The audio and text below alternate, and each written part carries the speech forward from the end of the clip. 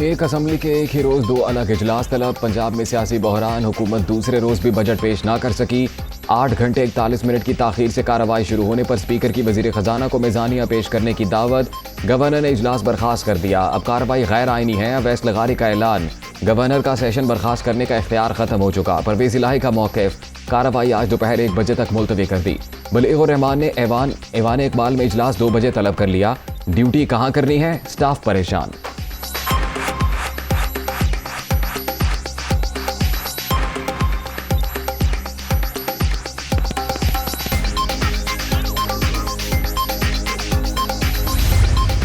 इजलास बुलाया जाता है और चंद मिनटों में एडजर्न कर दिया जाता है। ऐसे लगता है कि ये कोई बादशाहत है और ये मौजूदा स्पीकर राजा इंदर बनकर बैठे हुए हैं। हमारे वज़ीर जो बजट पेश करना चाह रहे थे वो दुहाइयाँ दे रहे थे और इनको आईजी और अपना जो है चीफ सेक्रेटरी की याद सता रही थी। हम कहते हैं कि सूबे की आवाम के भलाई के लिए बजट पेश करने दो, ये कहता है आईजी को पेश करो।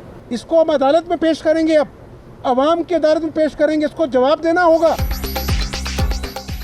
परवेज इलाही राजा इंदर बने बैठे हैं। सियासी अना की तस्कीन के लिए आईनी अमल में रुकावटें डाली जा रही हैं। खेल तमाशा करने नहीं आए, 12 करोड़ अवाम के लिए मैजानिया देना है। इजलास भी होगा, बजट भी पेश करेंगे। हमजा शहबाज की ललकार।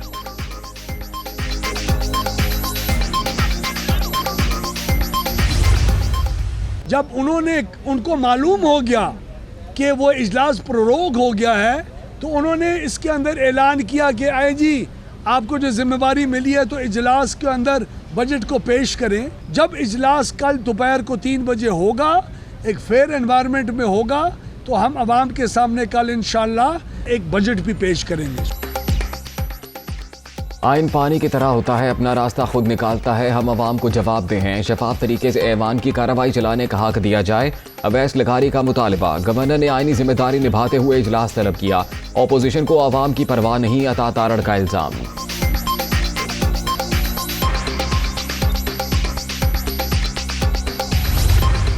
मैंने दावत दी 3 दफ़ा लगारी साहब को कि आए बजट पेश कर। बजट पेश करने की बजाय उन्होंने आज खुद ही कोई बात कर दी कि वो इजलास तो गवर्नर साहब प्रोरोग कर दिया है। और अगर इजलास बुलाने का भी वो एक तरीका है, स्पीकर के होते डिप्टी स्पीकर नहीं प्रिजाइड कर सकता, ये कानून है। ये तारीख के एक बड़ा बदनमा दाग। पहले इन्होंने गलत इलेक्शन करा किया। इस तरह के गैर कानूनी हथकंडे जो हैं वो किसी सूरत हम उनको चलने नहीं देंगे।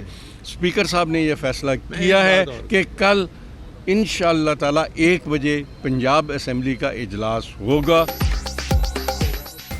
स्पीकर के होते हुए डिप्टी स्पीकर कार्रवाई नहीं चला सकता। इजलास बुलाने का तरीकाकार तय है। सेशन बुलाने के लिए गवर्नर सेक्रेटरी असेंबली को लिखेगा। इन्होंने पहले गलत इलेक्शन कराया, आज दूसरा बदनुमा दाग अपने माथे पर लगा लिया। चौधरी परवेज इलाही की मीडिया टॉक।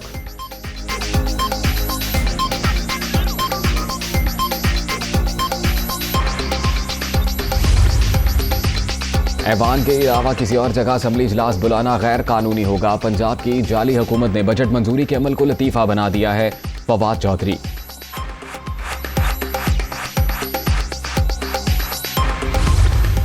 बड़ा क्लैरिटी के साथ आपको ये बता दूं कि उस मीटिंग में chairman joint chief of staff committee, तीनों सर्विसेज चीफ, DGSI, ये तमाम मौजूद थे। उस मीटिंग में बहुत वाज़ेह तौर पे, बहुत मुफस्सल अंदाज में शुरका को एजेंसीज की तरफ से अपडेट किया गया, ये ब्रीफ किया गया कि किसी किस्म की कोई साजिश या इस चीज़ के कोई शवाहिद, कोई एविडेंस नहीं है। इसलिए कुछ अरसे से जो अफवाज को और अफवाज पाकिस्तान की लीडरशिप को प्रोपेगेंडा का निशाना बनाया जा रहा है, मनगढ़ंत बेबुनियाद अफवाहें उड़ाई जा रही हैं, जो कि बहुत अनफॉर्चुनेट है। हुकूमत की तब्दीली के लिए कोई साजिश नहीं हुई। तर्जुमान पाक फौज ने बयानिया यकसर मुस्तरद कर दिया। कौमी सलामती कमेटी के दोनों इजलासों में हमारी तरफ से क्लियर बता दिया गया था, कोई सबूत नहीं मिले। तीनों सर्विसेज चीफ्स भी मीटिंग में मौजूद थे। कुछ अरसे से मुसल्लह अफवाज और इसकी क़यादत को निशाना बनाया जा रहा है। ऐसा नहीं होना चाहिए। किसी को हक़ाइक़ मसख़ करने का हक नहीं। DG ISPR major general Babar Iftikhar की ऑन दी फ्रंट में गुफ्तगू।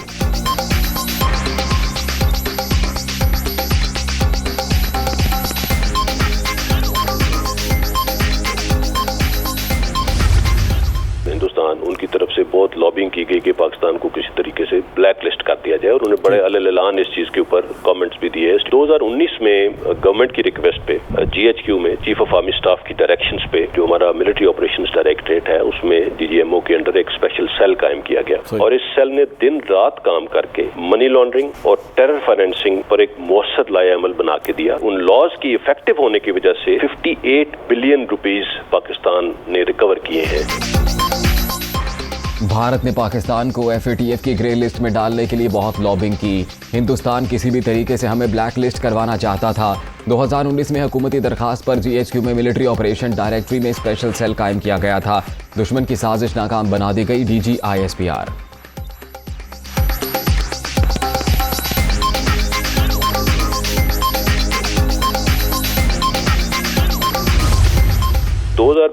से पाकिस्तान फौज ने अपने बजट में कोई इजाफा नहीं किया। इन चैलेंजेस के बावजूद और इस शरह महंगाई के बावजूद हमने अल्हम्दुलिल्लाह अपनी हरबी सलाहियतों में किसी किस्म की कमी नहीं आने दी।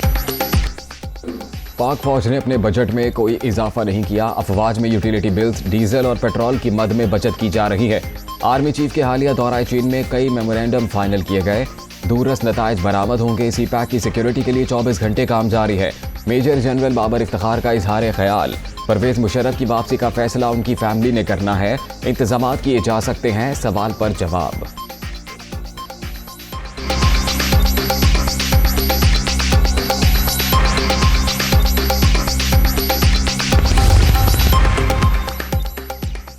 परवेज मुशर्रफ से जाती अनाद या दुश्मनी नहीं चाहता कि अपने प्यारों के हवाले से जो सदमे मैंने बर्दाश्त किए किसी और को भी सहना पड़े। साबिक सदर पाकिस्तान आना चाहे तो हुकूमत सहूलत फराहम करे। नवाज शरीफ का ट्वीट।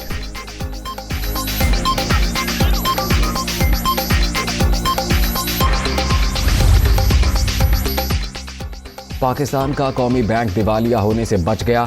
पाकिस्तान ने न्यूयॉर्क की फेडरल कोर्ट से मुकदमा जीत लिया। मुकदमा हारने पर अरबों डॉलर का जुर्माना आयद हो सकता था। नेशनल बैंक पर दहशतगर्दी के लिए माली इमदाद का इल्जाम था। 1 खरब 714 अरब रुपए का तकरीबन तखमीना है विथ नो न्यू टैक्सेस। 2016, 2017, 2018, 2019 और 2021 में admissible to employees of federal government जो भी हमने दिए थे वो हम मर्ज कर रहे हैं। बेसिक पे स्केल 2022 में ad hoc relief allowance at the rate of 15% of basic pay scale to government of Sindh employees is being proposed. अगर किसी सूबे में सिंध के सूबे के मुलाजिमीन से बजट ज्यादा होगी तो हम उसको सिंध के बराबर करेंगे। पेंशन में हम 5% बढ़ा रहे हैं। ऑपोजिशन की हंगामा आराई के दौरान सिंध का 1714 अरब रुपए का बजट पेश। सरकारी मुलाजमीन के लिए तनख्वाहों में 15% एडहॉक रिलीफ अलाउंस का ऐलान। पेंशन 5% बढ़ा दी गई। मजमूई खसारा 33 अरब। कोई नया टैक्स नहीं लगाया गया। सालाना तरक्याती प्रोग्राम के लिए 362 अरब रुपए मुख्तस। बजट तकरीर के दौरान मुराद अली शाह की जुबान फिसल गई। नवाज शरीफ को वजीर आजम कह दिया। हिज़्ब इख्तिलाफ पर भी शदीद तनकीद।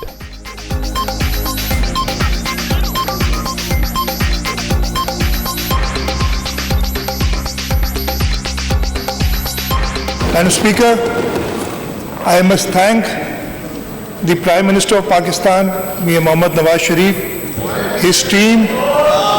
मैंने शहबाज शरीफ कहा था। अच्छा जी।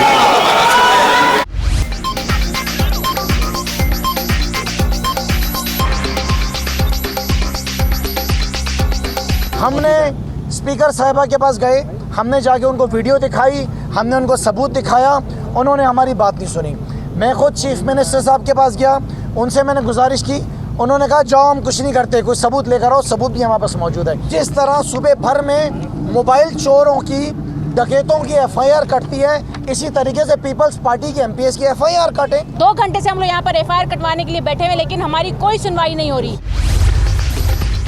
तमाम वज़राए आज़म ने लियाकत अली ख़ान से लेकर और शाहिद अब्बासी और नासिर मुल्क तक जितने वज़राए आज़म आए 71 साल में, जितना कर्ज उन्होंने लिया है उसका अकेला इमरान खान साहब ने 4.25 साल में उसका 80% लिया।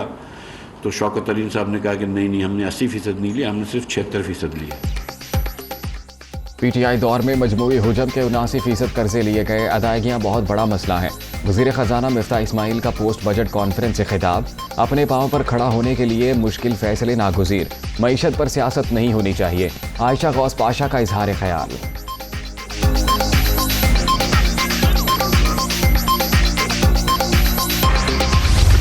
अमरीका ने अपने मुफादात के तहफ़्फ़ुज़ के लिए इम्पोर्टेड हुकूमत मुसल्लत की। हमने अपने दौर में 200 अरब रुपए की सब्सिडी रखी। इन्होंने 10 रोज़ में पेट्रोल 60 रुपए लीटर महंगा कर दिया।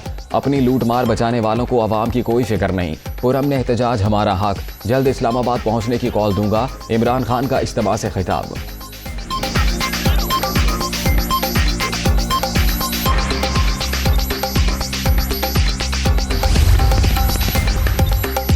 वाशिंगटन में पाकिस्तानी सफ़ीर मसूद खान की अमरीकी सदर से मुलाकात। पाक अमरीका ताल्लुकात पर बातचीत। तकरीब के दौरान सफ़ीरों ने नए अमरीकी सदर जो बाइडन के साथ तस्वीर बनवाई।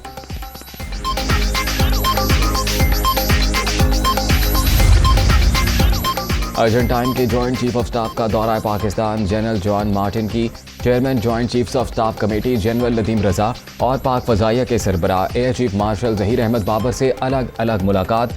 दो तरफा ताउन के फ़रोग़ और बाहमी दिलचस्पी के अमूर पर तबादला ख्याल।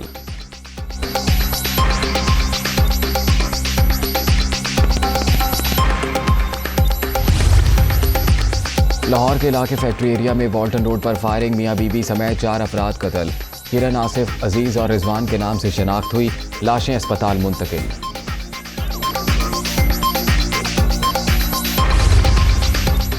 बलूचिस्तान में 17 से 20 जून तक तूफानी बारिशों की पेशगोई। PDMA ने मुतल्लिका महकमों को हंगामी सूरत हाल से निपटने के लिए तैयार रहने की हिदायत कर दी।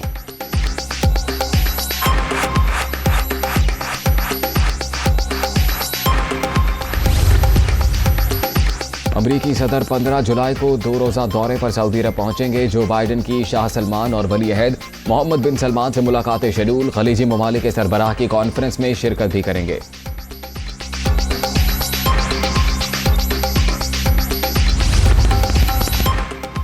न्यूजीलैंड को 5 विकेट से शिकस्त। इंग्लैंड ने नॉटिंघम टेस्ट जीत लिया।